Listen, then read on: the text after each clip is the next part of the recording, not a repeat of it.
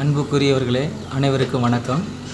இன்றைய தினத்தில் நம்ம பழம்பெரும் தமிழர்களுடைய பாரம்பரிய உணவாகிய பனைமரத்திலிருந்து கிடைக்கக்கூடிய அந்த விதையை நாம் 3 மாதம் மணலுக்குள்ளே புதைச்சி வச்சோம்னா அது 3 மாதத்தில் முளை கிழங்கு என்று சொல்வார்கள். 4 மாதத்தில் அது நார்க்கிழங்கு என்று சொல்வார்கள். அந்த நார்க்கிழங்குல நம்ம புழு ஒடியல் அப்படின்னு சொல்லுவாங்க. இன்னொருத்தவங்க ஒடியல் கூழ் அப்படின்னு இது சொல்லுவாங்க. இப்போ இதிலேருந்து என்ன தெரிஞ்சுக்கிட விரும்புகிறோன்னா, இந்த ஒடியல் மாவு நமக்கு தரக்கூடிய 2 மிகப்பெரிய சத்துக்கள் என்ன அப்படின்னா, நரம்புகளுக்குள்ளே இருக்கிற சூடு தணியும் 1. இரண்டாவதாக மேனி அழகுறும்.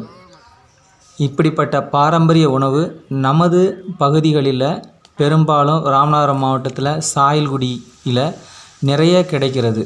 இந்த மாதிரி பாரம்பரிய உணவுகள் எந்த ஒரு கெமிக்கல் அது இடாத முறையில், கெமிக்கலே பயன்படுத்தாத ஒரு பூமியில் கிடைக்கிறது இந்த மாதிரி உணவுகள். இதை உட்கொள்ளும் பொழுது நம்முடைய சரீரத்துக்கு தேவையான ஆற்றல்களை நம்ம புதுப்பிச்சிக்க முடியும் என்பதை இதன் மூலமாக தெரியப்படுத்திக் கொள்கிறேன். நன்றி, வணக்கம்.